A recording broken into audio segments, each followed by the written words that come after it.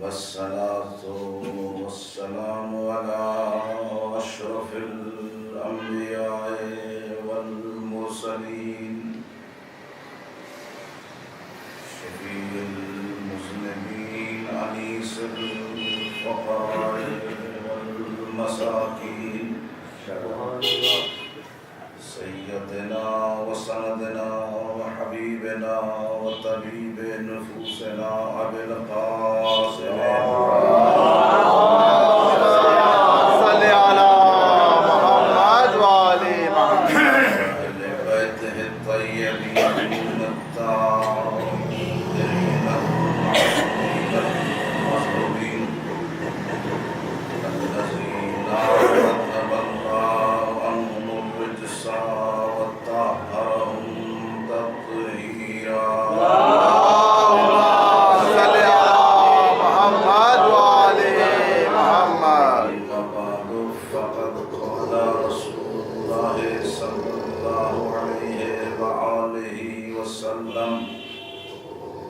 بسم الله الرحمن الرحيم حسين مني وأنا من الحسين اللهم صل على محمد وآل محمد نعرہ تکبیر اللہ اکبر نعرہ رسالہ یا رسول اللہ نعرہ حیدری یا علی حسینیہ زندہ باد حسینیہ زندہ باد یزیدیہ زندہ باد یزیدیہ زندہ باد نعرہ حیدری یا علی اور محمد اہل بیت محمد پر انتر صلوات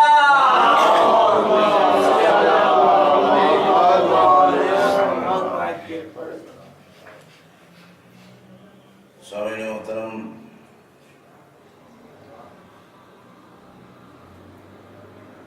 عشرہ مجالس کے سلسلے کی 5ویں مجلس، عنوان گفتگو خصوصیات امام حسین علیہ السلام اور بآواز بلند صلوات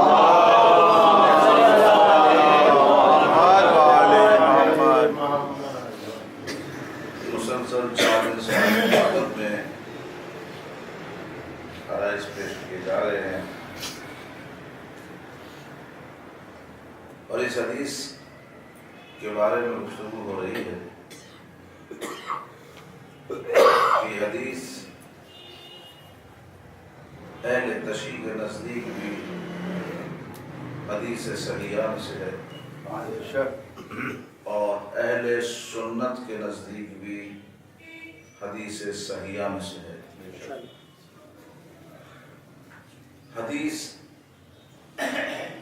صحیحہ کسے کہتے ہیں اور غیر صحیحہ کیا ہے، اور آیا کیا ضرورت ہے، ایسی کیا بات پیش آئی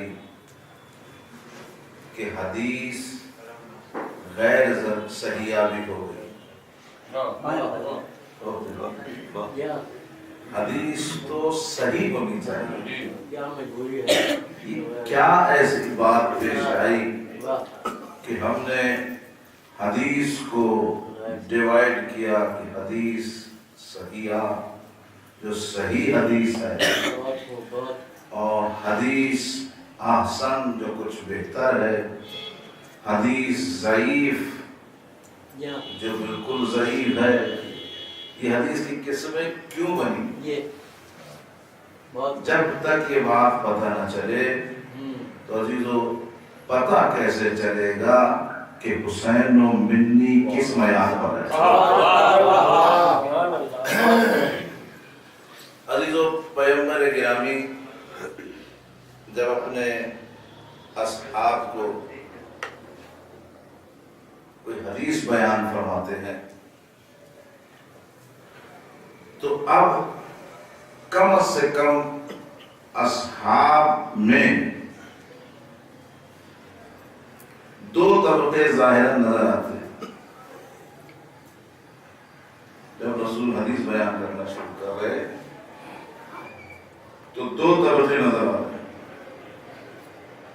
ایک طبقہ معصوم ہے، ایک طبقہ غیر معصوم۔ یہ معصوم اور غیر معصوم کسے کہتے ہیں؟ بہت سادہ الفاظ میں، معصوم اسے کہتے ہیں کہ جس سے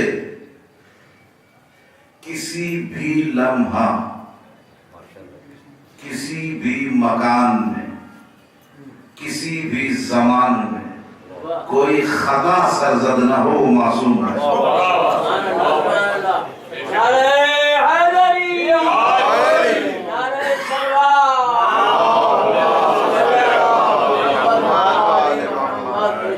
ایک اور جملہ اضافہ کروں، کسی بھی جگہ، کسی بھی مکان میں، کسی بھی زمان میں، کسی بھی زبان میں، معصوم اسے کہتے ہیں کہ جس سے خطا سرزد نہ ہو۔ غیر معصوم کسے کہتے ہیں؟ کسی بھی مکان میں، کسی بھی زبان میں، کسی بھی زبان میں جس سے خطا سرزد ہو جائے، وہ غیر معصوم۔ اب رسول نے حدیث بیان، حدیث بیان ہوئی، مسجد خالی ہو گئی، سننے والوں میں غیر معصوم بھی ہے۔ غیر معصوم اسے کہتے ہیں جس سے کسی بھی جگہ غلطی سرزد ہو۔ ضروری نہیں ہے ابھی وہ محفل میں بیٹھا ہے، رسول کی محفل میں بیٹھا ہوا، رسول نے بیان کیا، بیان کرنے کے بعد لازم ہے بیان کوئی مختصر نہیں ہوتا، اور کمال یہ ہے کہ رسول نے فضائل اہل بیت ایسے بیان کیے کہ نہ مسجد دیکھی، نہ گھر دیکھا، نہ میدان دیکھا، کوئی جگہ ایسی نہیں جہاں رسول نے اہل بیت کے فضائل بیان کیے، اور اٹھا اٹھا کے بیان کیا۔ خطبہ دے رہے دیکھا کہ حسین تشریف لائے اور گرے، رسول نے خطبے کو چھوڑا، امام حسین کو اٹھایا، لوگ حیران ہو کر دیکھنے لگے، حسین کو اٹھایا تو فوراً کہا حسین منی، کیا تم جانتے نہیں کہ حسین من، حسین مجھ سے۔ تو عزیزو جو احادیث غیر معصوم تک گئیں، وہ احادیث لازم ہے خطا کا شکار ہوئی، خطا کا شکار ہوں۔ مثلا ایک مجمع میں مختلف افراد ہوتے ہیں، اور یہ تو آپ نے سنا ہی ہے کہ ادھر رسول بیان کرتے تھے، ادھر اصحاب اٹھ کے پوچھتے تھے رسول کیا کہہ رہے ہیں، ضبط کی طاقت انسان کی مختلف ہوتی ہے۔ تو ہمارے پاس اہل تشیع کے پاس جو روایات صحیحہ ہیں وہ ہم نے رسول کے بعد ائمہ اطہار سے لی، اس لیے کہ ائمہ اطہار معصوم ہیں اور قیامت تک ایک زبر اور زیر کی غلطی کا امکان نہیں، لہذا ہمارے پاس حدیث صحیح وہ ہے جو معصوم سے ہے۔ اب کچھ احادیث ایسی ہیں جو غیر صحیح ہیں، تو ان غیر صحیح احادیث کو چننے کے لیے، کیونکہ رسول کے کلام میں جیسے اللہ کے کلام میں بھی برکت ہوتی ہے الفاظ میں، اسی طریقے سے رسول کے کلام میں بھی برکت ہوتی ہے، اور وہ ایک رہنما ہوتا، لہذا اس کا ایک ایک لفظ کی حفاظت ضروری ہوتی ہے۔ لہذا حدیث کو دیکھنا پڑا، اور ہمارے علماء نے 60-70 سال اس بات پہ گزار دیے کہ یہ الفاظ ائمہ کی زبان سے نکلے یا نہیں۔ مثلا ایک حدیث آپ کی خدمت میں بیان کروں، النظافۃ من الایمان، کتنا سنا ہے آپ لوگوں نے، صفائی نصف ایمان ہے، لیکن یہ حدیث نہیں، بہت معروف حدیث ہے، یہ معروف حدیث ہے، سنی آئی، ہم نے بھی بچپن سے سنی. اب جب میں نے رہ شہری صاحب کے مؤسسے میں جا کر تحقیق کی جو کہ حدیث کے لیے بنایا گیا ہے، اس میں جا کر جب تمام مطالب تمام احادیث میں اس کو ڈال کر دیکھا یہ حدیث ہی نہیں ہے. تو ایک ایک جملے پر علماء اکرام جو بیٹھے ہوئے ہیں وہ رسول کے جملے تلاش کر رہے ہیں. یہ زحمتیں کیوں ہوئی؟ اس لیے کہ احادیث صحیحہ میں غیر صحیحہ شامل ہو گئی، اس لیے ان کو نکالنا. لیکن کمال یہ ہے اس حدیث کا، حسین و منی، اسے شیعوں نے بھی لکھا یہ صحیح حدیث ہے، سنیوں نے بھی لکھا صحیح حدیث ہے. اب یہ حدیث ہی کا کمال ہوگا کہ کسی کے ہاتھ نہ چڑھے. کیا بات ہے، سلمان فرضی محمد.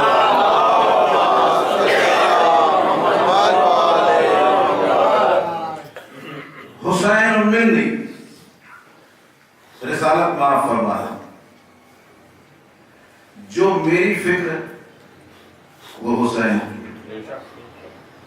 جو میری طہارت ہے وہ حسین کی، جو میرا مرتبہ ہے وہ حسین کا ہے، جو میرا درجہ ہے وہ حسین کا ہے، جو میری طہارت ہے وہ حسین کی ہے، جو میری سالاری ہے وہ حسین کی ہے. یعنی حدیث میں فرما رہے حسین و منی، جیسے میں 1,23,999 نبیوں کا سردار ہوں، ایسے حسین بھی 1,00,000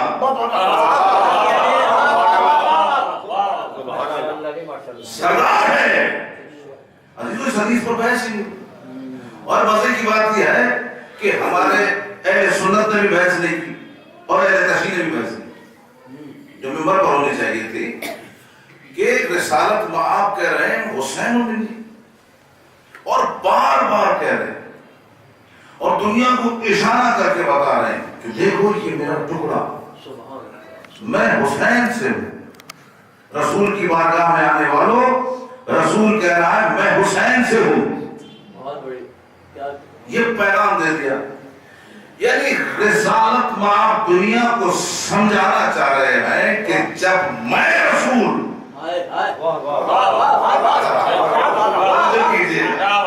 جب میں رسول کہ جس کو قرآن میں طٰہٰ کہا گیا، یاسین کہا گیا، مدثر کہا گیا، نذیر کہا گیا، بشیر کہا گیا، سراج منیر کہا گیا، 1,23,999 نبیوں کی سرداری دی گئی.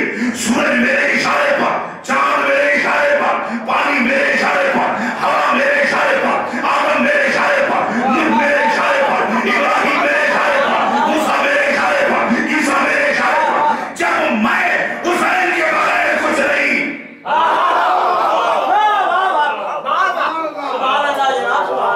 تمہاری کیا وجہ؟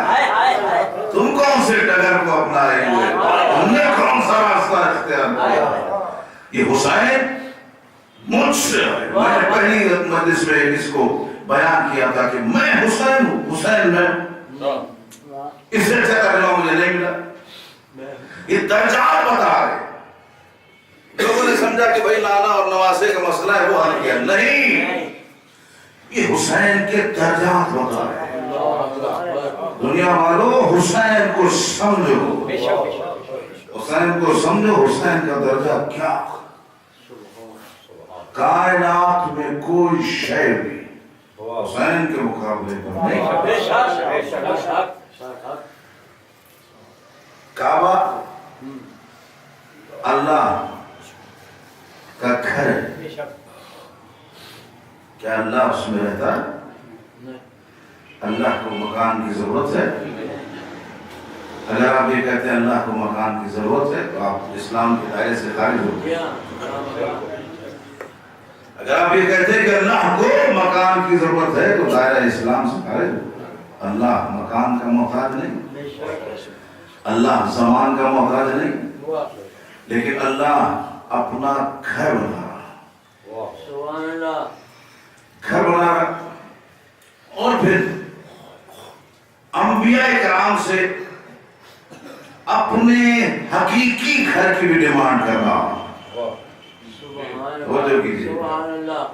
ایک اللہ اپنا یہ گھر بنا رہا، پھر انبیاء سے ڈیمانڈ کر رہا ہے، حضرت داؤد سے کہہ رہا ہے کہ دیکھو تم میرا گھر بناؤ۔ حضرت داؤد حیران ہوتے ہیں، مالک تجھے گھر کی کیا ضرورت ہے، اور تیرا گھر تو ہے، تو نے مرکز زمین کو اپنا گھر بنایا، تو تجھے گھر کی کیا ضرورت ہے؟ نہیں داؤد، اپنے دل کو خالی کرو، اپنے دل کو خالی کرو، وہ میرا حقیقی گھر ہے، یہ میرا مجازی گھر، وہ میرا حقیقی گھر ہے۔ تو عزیزو دنیا نہیں سمجھ سکتی امام حسین کو، انبیاء سے کہا جا رہا ہے اپنے دل کو خالی کرو، انبیاء سے کہا جا رہا ہے اپنے دل کو خالی کرو، مجھے جگا دو۔ حسین نے اتنا خالی کیا، آواز آئی بس حسین،